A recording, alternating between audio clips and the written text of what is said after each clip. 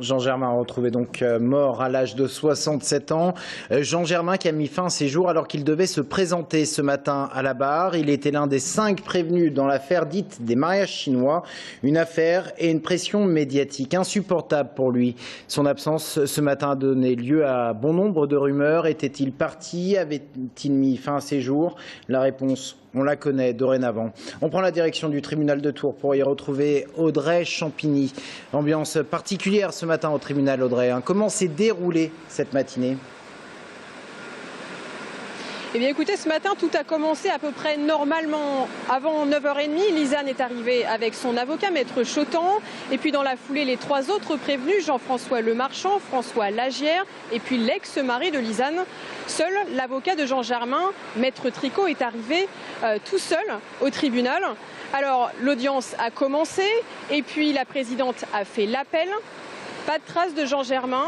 Elle s'est tournée vers son avocat, Maître Tricot. Et Maître Tricot, il n'a pas pu lui donner une explication valable. Jean Germain, a-t-il dit, se trouve dans un état compliqué. Il a des difficultés pour arriver. Voilà, ce sont les mots que Maître Tricot a prononcés, a dit à la présidente ce matin au tribunal. S'en est suivi donc une suspension de séance. Et là, coup de théâtre. L'avocat venait de recevoir un coup de fil de la femme de Jean Germain. Son mari avait disparu, mais il avait laissé une lettre d'adieu. Des indications me laissent penser que, alors que les délits n'ont pas eu lieu, le ministère public va requérir à mon encontre pour des raisons plutôt politiques. C'est insupportable.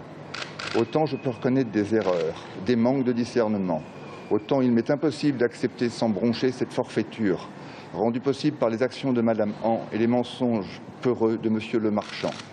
Leur conscience les poursuivra. Je sais le mal que je vais faire, la peine que je vais diffuser à ceux qui m'aiment. Mais on ne peut laisser la chasse systématique aux politiques se dérouler normalement, quotidiennement.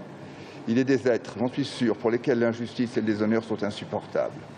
Soyez sûr que je n'ai jamais détourné un centime, que je ne me suis pas enrichi, que j'ai toujours œuvré pour ce que je pensais être le bonheur des Tourangeaux.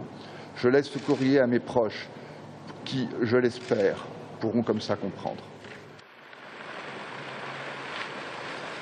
Alors je vous laisse en effet imaginer l'ambiance qu'il y avait dans cette salle d'audience, une ambiance très pesante, des visages fermés, on commençait à chuchoter et puis très vite des recherches pour disparition inquiétantes ont été lancées. Un important dispositif policier a été mis en place pour tenter de retrouver l'ancien maire de Tours sur les bords du Cher, à proximité des voies ferrées et bien entendu aux alentours de son domicile, place de la Liberté à Tours.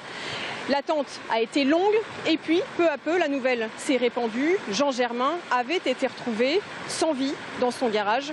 Il s'était suicidé d'une balle dans la tête. Alors, compte tenu des événements, le procureur a demandé le renvoi de l'audience, invoquant des circonstances insurmontables, mais maintenant les prévenus sous contrôle judiciaire. Vers midi, l'audience a été levée et le procès, qui devait durer 3 jours, a été reporté en octobre prochain.